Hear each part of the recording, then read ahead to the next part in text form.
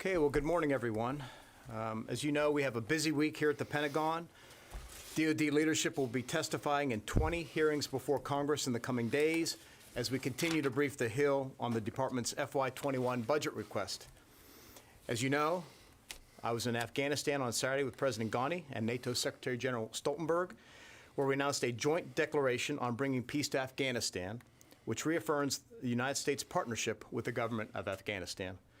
This was an important first step toward a political solution to end the war in Afghanistan. As I reiterated to our Afghan partners, this is a conditions-based agreement. A conditions-based agreement. We are watching the Taliban's actions closely to assess whether they are upholding their commitments. I also had the opportunity to address our troops and coalition forces while I was in Kabul and speak with MSO, VSO groups while en route back to the United States. We must not forget that this agreement was enabled by the tremendous sacrifices our servicemen and women have made over the past 18-plus years. They continue to do great work supporting the Afghan security forces and taking terrorists off the battlefield whenever they emerge. My message to the coalition was to stay vigilant because we still have a long and difficult mission ahead of us. Before I close, I'd also like to provide a brief update on what DoD is doing to address the coronavirus. For the past 6 weeks, we've had a daily working group meeting at the general officer level, including the Joint Staff, the services, the combatant commands, and OSD. As a result, we've issued a variety of memorandums and directives advising the force on how to deal with coronavirus. At the end of last week, I did a deep dive with DoD civilian and military leadership, including all the service secretaries, the COCOM commanders, to ensure the entire department is equipped for all scenarios, short and long-term, domestic and international. Commanders of individually affected geographic commands have all the authority they need and will provide specific guidance to their troops as the situation continues to evolve. Meanwhile, NORTHCOM remains the global integrator for all DoD efforts and entities. My number one priority remains to protect our forces and their families. Second, to safeguard our mission capabilities. And third, to support the interagency whole-of-government approach. We will continue to take all necessary precautions to ensure that our people are safe and able to continue their very important mission. With that, I'll turn it over to Chairman Milley. Thanks, Secretary, and good morning to everyone. First, I want to say that as a veteran of multiple tours in Afghanistan, a former commander of IJC, I fully support the agreement that we signed over the weekend. And I know I speak for those of us in uniform. A negotiated political settlement is the only responsible way to end the war in Afghanistan, and this was an important step. This agreement would not have been possible without the thousands of soldiers, sailors, airmen, Marines that have served and sacrificed over the last 18 years. We owe an extraordinary debt of gratitude to America's sons and daughters who made the ultimate sacrifice and their families who have given their all to this nation. And this not only includes the military, but also the dedicated men and women of the State Department and the intelligence community, as well as our allies and partners from over 40 nations. This agreement, as the Secretary said, is conditions-based, and the best opportunity to end the war is now. Protect U.S. national security interest is foremost in this agreement, and it provides the best hope for a peaceful future for the people of Afghanistan. I would also like to highlight the potential impact of coronavirus and echo what the Secretary just said on our military force and on our operations and preparations. The Department of Defense, under the Secretary's direction, has standing plans to respond to infectious disease outbreaks, and we're executing those plans at our bases and operating locations around the world in order to, one, protect the soldiers, sailors, airmen, Marines, and their families, to sustain our ability to continue to defend the United States and execute successfully the National Defense Strategy, and to support the whole-of-government response to the outbreak. We're communicating regularly with our operational commanders to assess how the virus might impact our exercises and ongoing operations around the world, to include our readiness, including those of our allies and partners as well. The U.S. Armed Forces remains ready to defend the homeland and provide support to the interagency partners that are currently leading this effort. And with that, be happy to take your questions. Hi, Mr. Secretary. There's already been some violent attacks, particularly up around coast today. Is there now an opening for the Taliban to conduct any violence for the next, several days until whatever agreement is reached?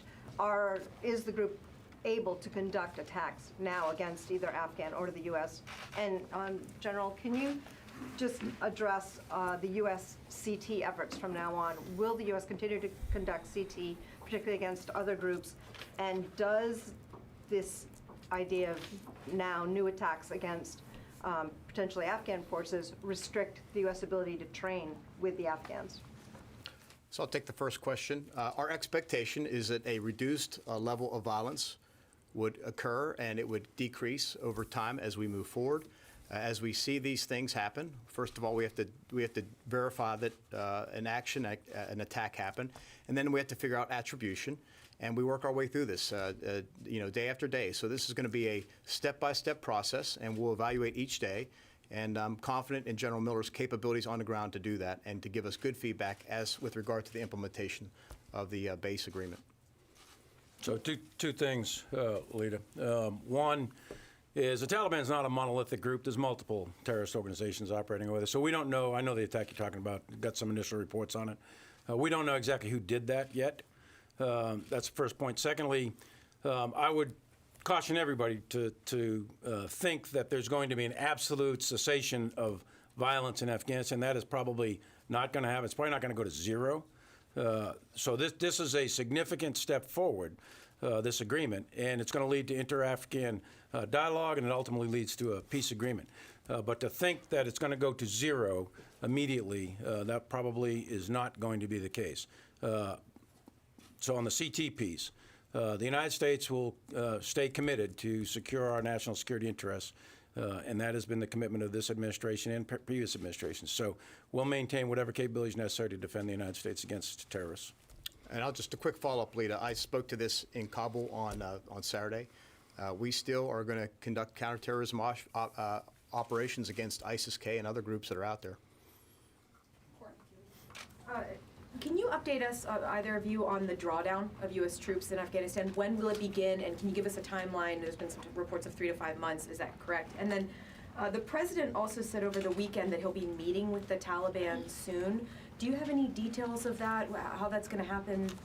Can you share, will you be present? Yeah, I have no details on it at this point. The State Department will be working that with regard to your second question, Courtney.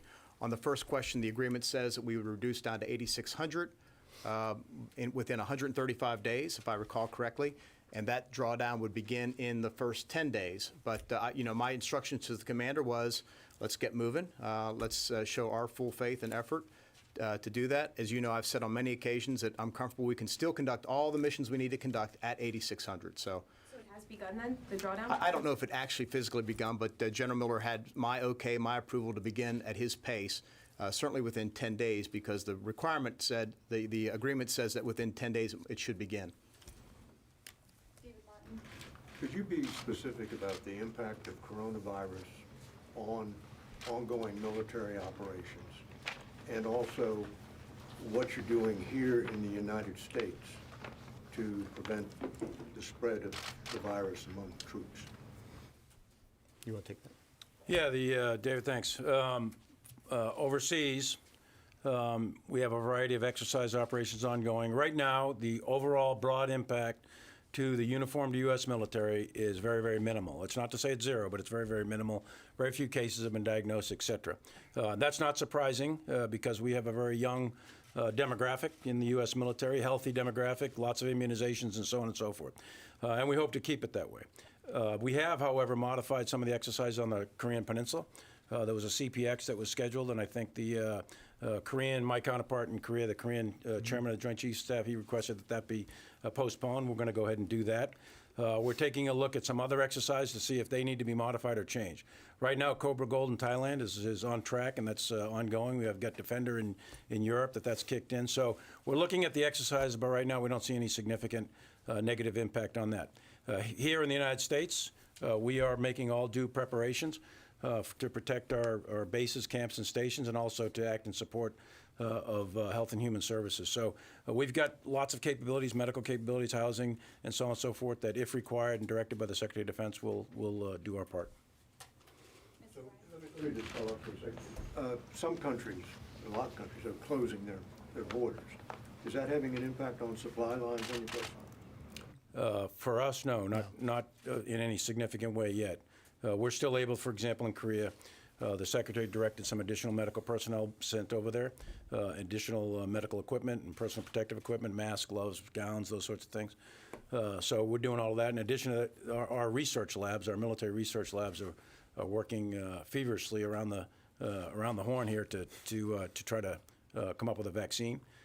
So we'll see how that develops over the next couple of months. There's a whole wide variety of things that we're doing, and we'll make available whatever assets and resources we have that's necessary and directed to do so. Two questions. Could you shed any further light on what the conditions will be for the 14-month withdrawal period or proceeding with that? And what happens if there's a delay to the start of the initial Afghan to Afghan talks, which are supposed to begin on March 10th, but now it appears that there's already a disconnect over the prisoner withdrawal and what has been agreed to vis-a-vis that. Would the initial drawdown to 8,600 be paused if the talks don't begin on or about March 10th? Thanks. Again, we'll take this one day at a time and sort through it. We're in, day 2 right now? Day 2, hour 39. And we got to work our way through that. Our commitment under the agreement was to facilitate that exchange of persons between the Taliban and the government of Afghanistan. And as I've said over and over, it's all conditions-based. But we are going to show good faith and begin withdrawing our troops. And we can stop that at any moment. We can pause it based on, again, changing circumstances. Okay, and what are the conditions for the 14-month withdrawal period? Well, there's you'd have to go back to the base agreement I think you have access to that at this point, and you could read what we committed to do, but then there's what the Taliban committed to do, and then there's some other things in there. So what we want to do is make sure that that those are completely followed. But what we'll do is we'll go to 8,600, and we're going to stop, and we'll assess the situation, not just tactically on the ground, but also are all the parties living up to their obligations, their commitments? Are they acting in good faith and showing good effort? And I don't want to get too far ahead of us at this point, but we'll go to that point, and we'll assess the situation with all the particular players. General Milley, I wanted to come back to coronavirus, a couple of things you both mentioned. I think you guys started off by saying that you were doing planning for all scenarios. So is it correct then, you're aligned with civilian federal health authorities that would include a planning scenario for the military facing a pandemic? Is that part of your planning scenario? Did I understand you that military labs are also working on vaccine research? And a lot of enlisted families, of course, don't have a lot of spare cash to stockpile supplies and all of that. And I'm just wondering if there's any thinking going on as this potentially goes on, whether there's some assistance being thought about. Spouses may not be able to take leave if they're sick. Their children still may have to go to child care. Is there any thinking about what might need to be ready to go to help enlisted families if they, who don't earn as much as others, may have issues with this? But could you start by telling us if pandemic is in fact one of your planning scenarios, since you gentlemen said you were looking at everything? Well, no surprise, the United States military looks at wide varieties of scenarios. We look at best case, worst case, and the middle case sort of thing. Pandemic is the worst case, and that has not been yet declared by, to my knowledge anyway, by the World Health Organization. So in terms of executing, no. But yes, of course, we do all kinds of planning in the Department of Defense. And we take inventory of all our resources, our stocks, and what tasks would have to be done. So the short answer is yes, of course we do that. And with respect to the vaccine, yes, the military labs are in fact working, very consistently. Not only on that vaccine, but all kinds of things. So the military labs have all kinds of capability to do that, and working in direct support of the Health and Human Services to do that. On your last point, Barbara, about the taking care of soldiers and families, it's one of the top priorities of the Secretary of Defense. It's one of the top priorities of all of us in uniform. It's one of our solemn responsibilities to take care of our soldiers and families, and we intend to do that. And we'll provide whatever assistance is needed to them, to include time off and working with their employers, et cetera, if they're working with civilian employers, to include supplemental help if they lack supplies, et cetera, in the home. If they get infected, they have to be at home for, say, 2 or 3 weeks, something like that. So yes, we'll work with our families and troops. How many U.S. personnel forces have been tested for COVID-19, And could you give us a sense, when you said that laboratories are working on a vaccine, which laboratories? And are they working in conjunction with private industry as well, or are they just working on their own and hoping for the best? Well, on the testing, we'd have to go offline and get you separate numbers. You know, obviously, we're doing testing in Korea, for an example, given the numbers there. And with regard to labs, Fort Detrick, for example, is involved in terms of working with the interagency to help provide, given their expertise and their capabilities. And then just a quick follow on, you said that there'd be no impact on exercises. You know, Cobra Gold is going on. Is there any special screening for folks from other member nations going Cobra Gold? And what about folks at Aviano? Is there any kind of special precautions being taken to isolate them from the outbreak in northern Italy? The commanders are taking all necessary precautions because this is unique to every situation and every location. So we've sent out, as I said, memorandums and directives. The commanders have the information they need, and we're relying on them to make good judgments. And as we tease out other issues, such as was raised, that come up through the services, we will continue to deal with those. We have another meeting at the end of this week with all the service secretaries and combatant commanders on it. Chairman, And there's three specific things. Access to bases is being restricted in certain locations, such as northern Italy and in South Korea, as an example. Secondly is travel restrictions. So the soldiers that are on these bases, or airmen that are on these bases, are being restricted in terms of their travel inside the AOR, inside the community, in Central Command, EUCOM, and in Indo-PACOM. So the travel restriction piece. And then the last piece is with respect to the protective gear that's and test kits that are being distributed. We are pushing some of that forward with the priority distribution going to the peninsula, Korea. Jennifer? Secretary Esper, what will the U.S. do if Turkey invokes Article 5 in Syria? And General Milley, were Russian pilots or warplanes involved in killing those Turkish troops on the ground in Syria? I'm not going to speculate on Article 5 at this point in time. Turkey obviously is engaged in combat operations over there, and we'll take it one step at a time. I had a brief conversation with Secretary General Stoltenberg with regard to this matter, and like I said, as an alliance, we take this one step at a time so that we're prepared for what may happen. We don't have clear, unambiguous intelligence on exactly who was flying what planes. Point one. Point two is I personally called my counterparts in Turkey and in Russia and urged de-escalation as rapidly as possible. Should they open the border between Turkey and close it to Greece? That's a political question, if you will. What are you calling on Turkey to do? With respect to whom? With regards to the border with Syria and the displaced people, nearly 900,000 who want to cross into safety, do you think that they should open their border to that? And do you think they should close their border and stop pushing immigrants across? Turkey's got to make that decision. My conversation with the defense minister last week was to share with him our support for Turkey as a NATO ally and member, and to point out the simple fact that Russians aren't always good partners. And so that was the extent of my conversation with them. Obviously, at the political level, they need to decide what they're going to do with regard to their borders. That involves the EU and their neighbor countries, and they got to work their way through that with them. One more question, Tara. I should add that the United States is looking at providing increased humanitarian aid for the persons in Syria. That's one thing. I had a conversation with Secretary of State about that. Air support? No.